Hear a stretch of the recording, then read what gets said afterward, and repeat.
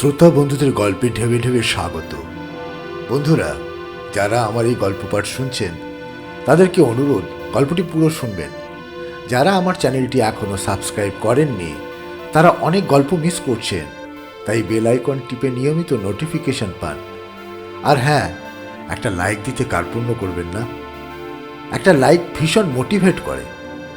শুনতে থাকুন গল্পের ঢেবে ঢেবে।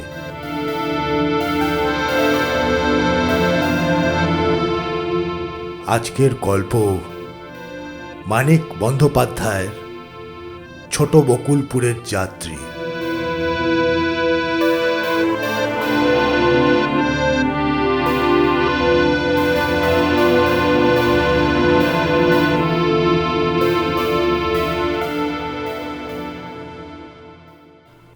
গাড়িটা ঘণ্টাখানেক লেট করেছে। ঠিক সময়ে পৌঁছলেও অবশ্য প্রায় সন্ধ্যা হয়ে যায়। স্টেশনের তেলের বাতিগুলো তার আগেই জ্বালানো হয়। প্ল্যাটফর্মে অল্প কয়েকজন মাত্র যাত্রী গাড়ির জন্য অপেক্ষা করছিল, শঙ্কিত ও স্তব্ধভাবে। আরও গভীর রাত্রের ট্রেনের জন্য স্টেশনের সাধারণত আরও অনেক বেশি যাত্রী জড়ো হতে দেখা যায়। আজ একদল সিপাই প্ল্যাটফর্মে যাত্রীর অভাব পূর্ণ করেছে। গাড়ি দাঁড়ায় মিনিট দেড়েক। এই সময়টুকুর ব্যস্ততা এবং কলরব আজ স্টেশনে ঝিমানো মনে হচ্ছে। তারপর গাড়ি ছেড়ে যাবার 2-4 মিনিটের মধ্যেই অদ্ভুতভাবে স্টেশন এলাকা যাত্রীশূন্য হয়ে ছমছমিয়ে আসে। গাড়ি থেকে যারা নেমেছে তারা কোনো দিকে না তাকিয়ে তাড়াতাড়ি গেটে টিকিট দিয়ে পথে নেমে যায়। এত লোকে যে টিকিট কাটে এবং সদর গেটে টিকিট দাখিল করে স্টেশন ছাড়ে, এও এক অসাধারণ ব্যাপার বটে। চারিদিকে এক নজর তাকালেই টের পাওয়া যায় যে বাড়ির টান আজ সকলের হঠাৎ বেড়ে যায়নি। স্টেশন এলাকা ছেড়ে তফাৎ হবার তাগিদেই যাত্রীদের এত তাড়া। পথে নেমেও কেউ দাঁড়ায় না। স্টেশনের লাগাওতে রাস্তার মোড় 2-3টি দোকানে মাত্র আলো জ্বলছে, বাকিগুলো বন্ধ। চায়ের দোকানের আলোটা সবচেয়ে উজ্জ্বল। সাধারণত এ সময় দোকানটা লোকে প্রায় ভরা থাকে। আজ একরকম শূন্য পড়ে আছে। প্রকাণ্ড বাঁধানো বটগাছের তলায় দুজন চাষি কিছু তরি তরকারি সাজিয়ে বসে আছে, কিন্তু ভেন্ডি বেগুনের দরটা জিজ্ঞেস করার কৌতূহলও যেন আজ কারও নেই। স্টেশনের বাতির মতোই মিটমিট করে দিবাকরের চোখ। সে এদিক ওদিক তাকায়। চোখের পলকে পলকে তার জানা চেনা স্টেশনটি যেভাবে যাত্রীর শূন্য হয়ে যেতে থাকে, সেটা যেন ম্যাজিকের মতো ঠেকে তার কাছে। একদল সশস্ত্র সিপাহীর দখলে স্টেশনের চেহারা যে অভিনব হয়েছে, এটা তার খাপছাড়া লাগে না। এ দৃশ্য দেখা অভ্যাস আছে। কাল এখানে যে ব্যাপার ঘটে গেছে তার বিবরণও সে গাড়িতে শুনেছে। এরকম দৃশ্যই সে প্রত্যাশা করছিল। দেখলি ব্যাপার? বাচ্চাটাকে বুকে চেপে আন্না চাপা গলায় বলে। দেখবো আবার কি? হাঙ্গামা হয়েছে, পাহারা বসেছে, না তো কি থিয়েটার হবে? খাবার মতো দাঁড়িয়ে থেকোনি, যাই চলো। বিড়ি সিগারেট টানতে টানতে কজন বাবু মতো লোক একান্ত বেপরোয়া ভঙ্গিতে দাঁড়িয়ে তাচ্ছিল্যের সঙ্গে যাত্রীদের লক্ষ্য করছিল। নামধামও জিজ্ঞেস করছিল 2-1জনকে। স্টেশন যাত্রী শূন্য হয়ে আসায় এতক্ষণে দিবাকরদের দিকে তাদের নজর পড়ে। মাঝবয়সী বেঁটে লোকটি মুখ বেঁকিয়ে বলে, চাষাবুসো বাজে লোক, যেতে দাও। তার খদ্দর পড়া ছোকরা বয়সী সঙ্গীটি পানরাঙা মুখে আরও 2টো পান পুরো চিবোতে চিবোতে আন্নার দিকে চেয়ে থাকে। আচমকা প্যাচ করে পিক ফেলে হাত উঁচিয়ে আঙুল ঠেড়ে দিবাকরকে কাছে ডাকে। এই শোনো। দিবাকর অবশ্য দেখেও দেখে না, শুনেও শোনে না। পুটুলিটা বগলে চেপে দড়ি বাঁধা হাঁড়িটা হাতে ঝুলিয়ে আন্নাকে সঙ্গে নিয়ে গুটি গুটি এগোতে থাকে। ওরা জন 3 তখন সামনে এসে দাঁড়ায়। টিকিট আছে? আছে। শার্টের বুক পকেট থেকে দিবাকর 2খানা টিকিট বার করে দেখায়। কোথা যাবে? আগে ছোট বকুলপুর যাব। শুনে তারা যেন চমকে যায়। পানখোর ছোকরা আবার প্যাচ করে খানিকটা পিক ফেলে। গতকালের হাঙ্গামায় প্ল্যাটফর্মের লাল কাঁকড়ে খানিক রক্তপাত ঘটেছিল। ছোড়া যেন পানের পিক দিয়েই তার জেট টেনে প্ল্যাটফর্মটা রাঙা করে দিতে চায়। দিবাকরও পান ভালোবাসে। রাস্তার পুরো 4 পয়সার তৈরি পান কিনেছে। কাগজের ঠোঙাটা বার করে সেও একটা পান মুখে পুড়ে দেয়। লোকগুলির এত কাছে দাঁড়ানোর জন্যই বোধহয় পানটা তার একটু তিতো লাগে। ওদের মাথার পেছনে দূরে কারখানাটার উঁচুতে টাঙানো নিঃসঙ্গ আলোটা তার চোখে পড়ছিল। অন্ধকার আকাশে যেন বিনা অবলম্বনে ঝুলিয়ে রাখা হয়েছে। ওই কারখানার ধর্মঘট নিয়ে কাল স্টেশনের হাঙ্গামা। 3 জন নেতাকে ধরে ট্রেনে চালান দেওয়ার সময় কয়েকশো মজুর তাদের ছিনিয়ে নিতে এসেছিল। তখন গুলি চলে, রক্তপাত ঘটে। গাড়িতে ঘটনার বিস্তারিত বিবরণ শোনার পর দিবাকরের আধা চাষি আধা মজুর প্রাণটা বড়ই বিগড়ে আছে। বেটে লোকটা জিজ্ঞাসা করে, রাত করে ছোট বকুলপুর যাবে? সেখানকার খবর জানো সব? দিবাকর নির্লিপ্তভাবে বলে, খবর জেনেই এয়েছি বাবু। আত্মীয় কুটুম আছে সেথা। খবর নিতে এয়েছি তারা বেঁচে আছে না স্বাধীন হয়েছে। বেটে বলে, ও বাবা, তোমার দেখি চটাং চটাং কথা। না বাবু, গরিব মানুষ, কথা কোথা পাবো। তেমাথার পাশে 2টি খোলা গরুর গাড়ি মুখ থুবড়ে পড়ে আছে। কাছে মাটিতে শুয়ে জাবর কাটছে একজোড়া শীর্ণ ও শান্ত বলদ। স্টেশনের সামনে সাধারণত 2-3টে ছ্যাঁকড়া ঘোড়ার গাড়ি দাঁড়িয়ে থাকে। ঘোড়া যত প্রাচীন, গাড়িগুলো ততোধিক। বেগার খাটার ভয় গরিব গারওয়ানেরা আজ গাড়িই বের করেনি। গাড়ি চেপে শ্বশুরবাড়ি যাবার মতো বড় লোক দিবাকর কোনোদিন ছিল না। আজ কিন্তু সে ঘোড়ার গাড়ি চেপেই যেত। আন্নার রূপার গয়না বাঁধা দিয়ে এই উদ্দেশ্যে সে টাকা জোগাড় করে এনেছে। ছোট বকুলপুর পৌঁছতে রাত হবে এটা জেনেই তারা রওনা দিয়েছে। তবে রাত করে মেয়ে ছেলে আর শিশু নিয়ে 3 মাইল রাস্তা পাড়ি দিতে ঘোড়ার গাড়ির আশাটা ছিল। এখন ভরসা গরুর গাড়ি। গাড়োয়ান কই হে? দিবাকর ডাকে। 2 গাড়ির 2 জন মালিকেরই আবির্ভাব ঘটে। আবছা আলোয় মনে হয় একজন যেন পুরনো বটগাছটা এবং অন্যজন দোকানদারের বেড়া ভেদ করে কাছে এসে দাঁড়ালো। তাদের তাড়া নেই, গরুর গাড়িতে কম্পিটিশনও নেই। ধীরে সুস্থে তারা জানতে চায় দিবাকরেরা কোথায় যাবে। ছোট বকুলপুর। শুনে তারা দুজনেই ঘাড় নাড়ে। ওরে বাবা, রাত্রিবেলা ছোট বকুলপুর কে যাবে? সেখানে সৈন্য পুলিশ গ্রাম ঘিরে আছে, রীতিমতো লড়াই চলছে। 4 জনেই তারা সম্মুখে পথটার দিকে তাকায়। ছোট বকুলপুরের এ রাস্তা কিছু দূর গিয়ে বাঁক নিয়েছে, কিন্তু সে পর্যন্ত এখন নজর চলে না। মনে হয় বিপজ্জনক অন্ধকারেই বুঝি পথটা হারিয়ে গেছে। বাঁ হাতে কোলের বাচ্চাকে সামলে ডান হাতে আন্না দিবাকরকে 1 পা পিছু ঠেলে দেয়, নিজে এগিয়ে দায়িত্ব নেয়। ওখান তক নাই বা গেলে বাবা, যদ্দূর যেতে চাও নিয়ে চলো, বাকি রাস্তা মোরা হেঁটে যাব, ভাড়া ঠিক মতো পাবে। রাম বলে, রাতের বেলা কে অত হাঙ্গামা করে? না কি বলো ঘোষের পো? ও মা, তোমরা পুরুষ হয়ে ডরাচ্ছ? আন্না মিষ্টি সুরে বলে, বাচ্চা কোলে মেয়ে ছেলে যাব, তোমরা পুরুষ হয়ে ডরাচ্ছ? রাম চুপ করে থাকে। তার বয়স বেশি, সাহস কম। গগন ঘোষ বলে, কমলতলা তক যেতে পারি। তাই হোক, কমলতলার সীমা পেরিয়েও যদি নামিয়ে দেয় তবু প্রায় 1/2 মাইল হাঁটতে হবে। পুরো 1.5 ক্রোশ হাঁটার চেয়ে অনেক ভালো। একটা গাড়িতে বলদ জুড়লে আন্না উঠে বসে। এ কসরত তার অভ্যেস আছে। গগনের গাড়িটা নড়বড়ে। ক্রমাগত লেজ মোলে তাড়া না দিলে শীর্ণ বুড়ো বলদ 1 পা এগোতে চায় না। আন্না আগ্রহের সঙ্গে ছোট বকুলপুরের খবর জিজ্ঞাসা করে। তবে গায়ে ঘরে পৌঁছবার আগে বাপ ভাইয়ের কুশল জানার আশা সে করে না।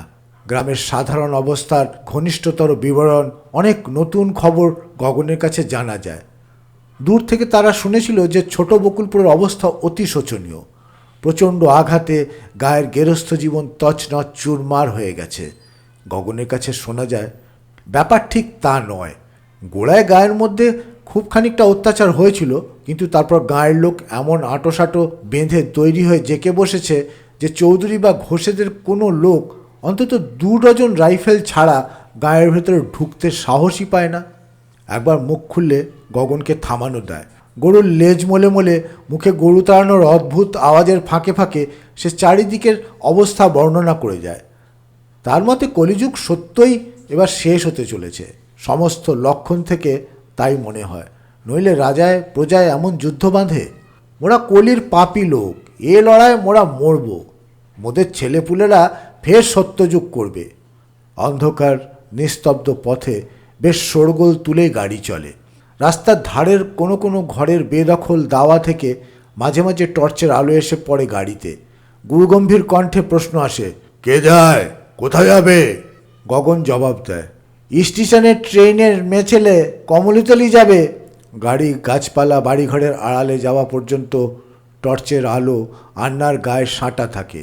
ট্রেনের প্যাসেঞ্জার, নিরীহ নির্দোষ মেয়েছেলেই যে যাচ্ছে গাড়িটাতে, সেটা যেন যতক্ষণ সম্ভব প্রত্যক্ষ করা চাই। এই অঞ্চলে ঘন বসতি, গায়ে গায়ে লাগানো বড় বড় গ্রাম। তবু এখন সন্ধ্যা রাত্রেই রাস্তায় প্রায় লোক চলাচল নেই। গৃহলোকের পথ চলাও খাপ ছাড়া রহস্যময় হয়ে উঠেছে। এই পথ ধরেই গ্রাম থেকে গ্রামান্তরে লোকে পাড়ি দেয়। আজ যেন চারিদিকে সকলেরই দীর্ঘ পথ হাঁটার প্রয়োজন ফুরিয়েছে। রাস্তার পাশ দিয়ে আচমকা হয়তো একজন রাস্তায় উঠে আসে। জোরে জোরে পা ফেলে খানিকটা এগোতে না এগোতেই আবার রাস্তার ধারেই অন্ধকারে মিশিয়ে যায়।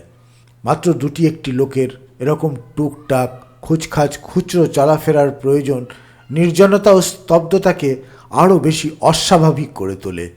কদমতলার মস্ত ছাউনি পড়েছে। চোখ তুলে সেদিকে চেয়ে গগন মাথা চুলকায়। যাব নাকি এগিয়ে ছোট বকুলপুর তাক? গগন অনুমতি চাওয়ার সুরে বলে। দিবাকরেরাই যেন তাকে যেতে বারণ করেছে। চলো যাই মেয়া, তোমায় নিয়ে যাই। মাঝ রাস্তায় কেমন করে নামিয়ে দিই বলো? হ্যাঁ? আন্না খুশি হয়ে অন্তরের কৃতজ্ঞতা জানিয়ে বলে, ভগবান মুখ পোড়া একচোখা কানা, নইলে তোমার নতুন গাড়ি হতো বাবা, জোয়ান বলদ হতো। ছোট বকুলপুরের প্রান্ত ছুতে ছুতে একেবারে তিনটে টর্চের আলো গরুর গাড়িতে এসে পড়ে। কিছু হাঁক ডাক শোনা যায়। বেশ বোঝা যায় গায়ে ঢুকবার মুখে যারা পাহারা দিতে গেড়ে বসেছে বিদ্রোহী গ্রামটিকে বাইরের জগৎ থেকে বিচ্ছিন্ন করে রাখতে, অসময়ে গগনের গরুর গাড়ির আবির্ভাবে তাদের মধ্যে খানিকটা সানন্দ উত্তেজনার সঞ্চার হয়েছে। গাড়িতে শুধু দুটি বলদ, একটি গাড়োয়ান, একজন পুরুষ ও একটি মেয়ে মানুষ এবং একটি বাচ্চা। সুতরাং ভয়ের কোনো কারণ নেই। দেখতে দেখতে 7-8 জন গাড়িটা ঘিরে ফেলে। টুপিটা ঠিক করে বসাতে বসাতে মাঝবয়সী মোটা লোকটি, সেই বোধহয় বেসরকারি দলপতি, গম্ভীর গলায় বলে, কোথা থেকে আসছো? গগন বলে, স্টেশনের ট্রেন গাড়ির প্যাসেঞ্জার আজ্ঞা। শাট আপ, তোকে কে জিজ্ঞেস করেছে? তোমার নাম? মোর নাম দিবাকর দাস। বাপের নাম? কোথায় থাকো? কী করো? এদিকে এসেছো কেন? বাপের নাম মনোহর দাস। তেনা স্বর্গে গেছেন 53 মন্বন্তরে। রোগ ব্যারাম কিছু নয়, উপোস দিয়ে মৃত্যু। হাওড়ায় থাকি, ঘনশ্যাম বেটেন্ট কারখানায় মজুর খাটি। এদিকে হাঙ্গামা শুনলাম, বউ কাঁদতে লাগলো যে তার বাপ ভাই মরেছে না বেঁচে রয়েছে। তা ভাবলাম কি যে কারখানার ধরমঘট 2-10 দিনে মেটার নয় যা দিনকাল। বউকে নিয়ে দেখে আসি শ্বশুরবাড়ির ব্যাপার কি। সবিনয় স্পষ্ট সরল ভাষায় দিবাকর তাদের আগমনের কারণ ও বিবরণ দাখিল করে। কাঁদাকাটা করে না বলে, ভয় দিশাহারা হয়ে পায়ের তলায় আছড়ে আছড়ে পড়ে না বলে বোধহয় তার ব্যাখ্যা এদের পছন্দ হয় না। পুটুলিতে কি আছে? বোমা, বন্দুক? আগে কাঁথা কাপড়। তুমি যে সত্যি দিবাকর দাস, মজুর খাটো, শ্বশুরবাড়ি আসছো, কোনো বদমতলব নেই, তার প্রমাণ দিতে পারো? কি প্রমাণ দেবো বলেন? সাক্ষী প্রমাণ তো সাথে আনিনি। 16-17 বছরের স্বেচ্ছাসেবক ফর্সা ছেলেটি খিলখিলিয়ে হেসে ওঠে। দীর্ঘ থলথলে চেহারার প্রৌঢ়বয়সী লোকটির ধমকে বিষম খেয়ে থেমে যায়, কাস্তে কাস্তে বেদম হয়ে পড়ে। আন্না বলে, গায়ের চাষাপাড়ার 10টা লোক ডেকে পাঠাও না বাবুরা, মুখে 2-4 জন চিনবেই। গায়ের মেয়া আমি। সে তো চিনবে, না চিনলেও চিনবে। যাদের সঙ্গে যোগ সাজস তাদের যদি না চিনবে তো কাদের চিনবে? আন্না দিবাকরের কানে কানে বলে, গায়ের লোক ডাকতে ডরাচ্ছে জানো। দীর্ঘ থলথলে লোকটি আঙুল উঁচিয়ে বলে, এই কানে কানে কি কথা হচ্ছে? চুপি চুপি সলা পরামর্শ চলবে না, খবরদার। গায়ে যাওয়া কি বারণ বাবু? 144 রটিয়েছ? দিবাকর প্রশ্ন করে। কদম ছাঁটা চুল, লম্বাটে মাথা, পাঞ্জাবি গায়ে বখাটে চেহারা ছোড়াটা বলে, বারণ কেন? বারণ নেই।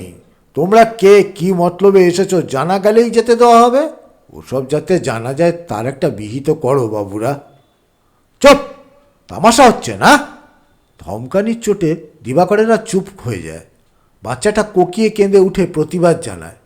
ওদের দিকে পিছন ফিরে বসে ছেলেকে শান্ত করতে করতে আন্না তাদের মন্তব্য ও পরামর্শ শোনে। আচমকা গরুর গাড়ি চেপে হাজির হয়ে তারা যে গুরুতর জটিল পরিস্থিতি সৃষ্টি করেছে তা নিয়ে মানুষগুলি রীতিমতো বিব্রত ও বেশ খানিকটা বিভ্রান্ত হয়ে পড়েছে। সঙ্গের জিনিস, বেশভূষা, চেহারা দেখে আর কথাবার্তা শুনে সত্যি সত্যি টের পাবার জো নেই যে এরা সত্যিকারের নিরীহ সাধারণ গোবেচারা চাষা মজুর, মাঘ ভাতার ছাড়া অন্য কিছু নয়। কিন্তু সেটাই হয়ে দাঁড়িয়েছে দারুণ সন্দেহের কারণ। যে তাণ্ডব চলেছে ছোট বকুলপুরে কদিন ধরে, তাতে সত্যিকারের কোনো ভীরু মুখ্যু ছোট লোক মাঘ ছেলে সাথে নিয়ে সাধ করে কখনো তার মধ্যে আসতে চায়? তাও আবার হাঙ্গামার খবর জানবার পরে বাজে লোকের এ সাহস হবে কোত্থেকে? তার চেয়েও বড় কথা, সন্দেহের কথা, চারিদিকে এত রাইফেল বন্দুকের সমারোহ দেখেও ওরা মোটে ভড়কে যায়নি। দিব্যি নির্ভয় নিশ্চিন্ত ভাব। একজন নিচু গলায় বলে, নিশ্চয়ই কোনো ডেঞ্জারাস লোক ছদ্মবেশে এসেছে। আরেকজন বলে, সার্চ করা যাক না। দীর্ঘ থলথলে লোকটি হুকুম দেয়, এই জিনিসপত্র নিয়ে নামো। তার মুখের কথা খসতে না খসতে দুজনে দিবাকরকে ধরে টেনে নামিয়ে দেয়। উৎসাহ এবং উত্তেজনার আতিশয্যে একজনের হাত থেকে পড়ে গিয়ে মুখ বাঁধা মাটির হাঁড়িটা ভেঙে যায়।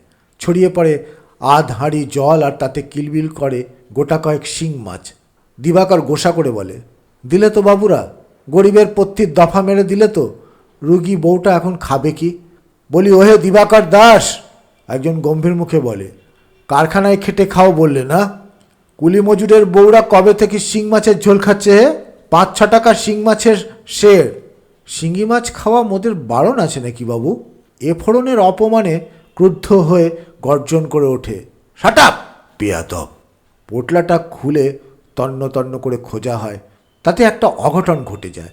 আন্নার বাচ্চাটা রাস্তায় 2-1 পায়খানা করেছে। নোংরা ন্যাকড়া দলা পাকি আন্না পুটুলির মধ্যে রেখেছিল। খাটতে যাওয়ায় অনুসন্ধানের হাতে ময়লা লেগে যায়।